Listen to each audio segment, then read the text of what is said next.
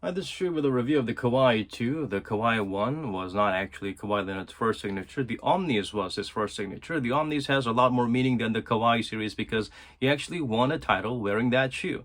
Afterwards, he was on again, off again, load management. His attendance record was very tardy. And the entire season, we weren't seeing much of him at all. And the second signature, called the Kawhi 2, which would be his third signature shoe, or the third Kawhi Leonard shoe from New Balance, is out. This has got the Goosebumps inspired colorways, which I find really cute.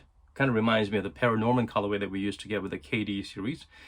First of all, for US 9.5 size, it weighs around 377 grams, but it feels a lot lighter than what the digits show. It feels very fluffy and light.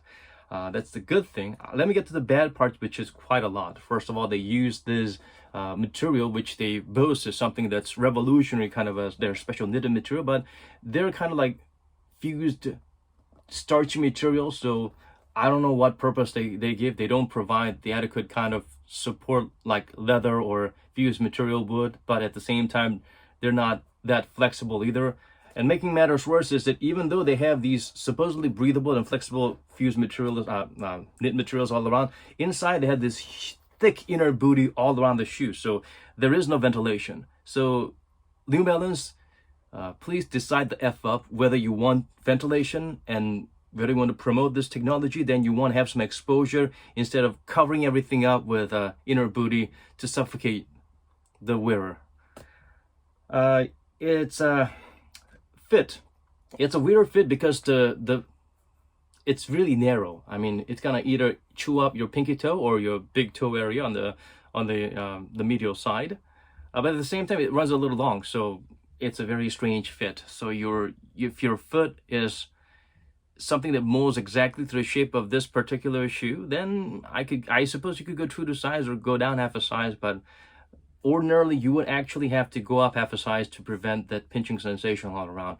But what's making the matters worse is that this starchy material is very high off the ground. So there's a huge gap here on top of the toe box. For a performance shoe, when you feel after you lace everything up, there's this wriggle room here. It's not exactly pleasant. So that's a big no-no. The heel cup, they put this TPU plastic plate around the midsole heel area to make sure that there's not too much of wobbly sensation to provide some level of stability, but they should have used this to reinforce the heel cup because the heel cup is super soft, like it's for some freaking casual shoe instead of for performance basketball shoe, and there's a heel slippage issue. Not as bad as the KD15, but still heel slippage is an issue. Making matters worse is that it's just very blend, minimal padding all around the ankle and the heel, so nothing clutches your foot to provide the heel containment. So make sure you try this on and lace it up and see if this is the right fit for your heel, or I would say more often than not, people will feel the heel slippage issue. There is no outrigger and it's super rounded. The base is not wide, so this is a LeBron 15 like ankle breaking machine. So if you have some instability, if you have a tendency to roll your ankles, never ever try this shoe on. They try to go the Kyrie route of having this nice rounded edges to provide that ease of movement or greater area of contact for the outsole area, but the lack of outrigger and the narrow base just kills it. It's a self ankle breaking shoe. The traction pattern is a little weird because it kind of reminds you of the Spawn 2 traction and the LeBron Soldier 12 traction, but for LeBron Soldier 12, the grooves were flat and uniformly long. The blades were uniformly long and the grooves are uniformly deep. But this, it's sort of like a, someone paved it with a triangular tool, so it feels like, it's, yeah, as you can see, it's not a blade, it's kind of like an indentation there. So it's huge, the gaps are wide, so you don't have to worry about dust attraction, but even without dust, you will feel a level of slippage with the shoe. It's not going to provide the kind of bite that you're accustomed to with most normal, decent basketball shoe out there, especially when you're moving to a certain angle, depending on, the way you're moving, you can tell by the blade patterns, it's not going to provide a great lateral traction there. Forward to backward, maybe a little bit, but still, yeah. And it's not like the pattern is going to be crazy durable for outdoor usage, so I don't know what they're going with this. If you've tried the Under Armour Spawn 2, that was also pretty deadly traction, as in you will feel slippage, and I'm sure I've seen many people slip and trip and fall while wearing that, even on asphalt floors. So this is something you might want to think about, especially when you're paying close to $200 for a signature shoe for a player that's pretty much never on court, like Kawhi Leonard.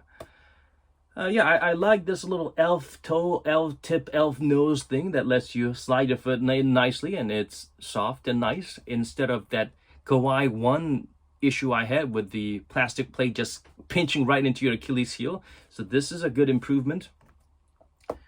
And the cushioning is awesome. The cushioning is, I would say, arguably the best I've seen for the year 2022 so far.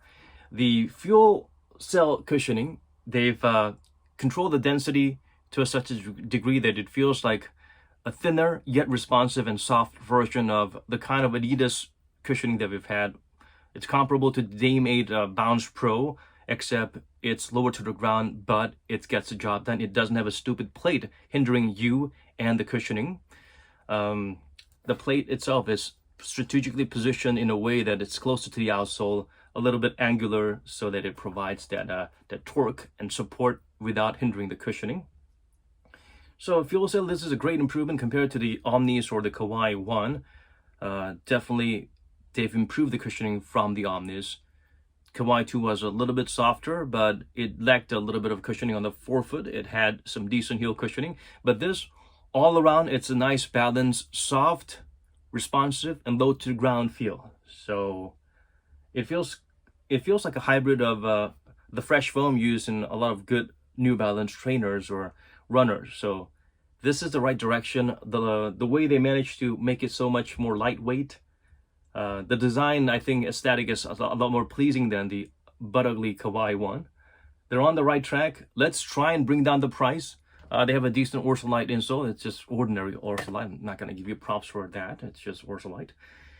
So yeah, horrible stability, ankle inversion, and anti-ankle inversion protection, non-existent. Also a pattern, not the most durable, not the most tacky.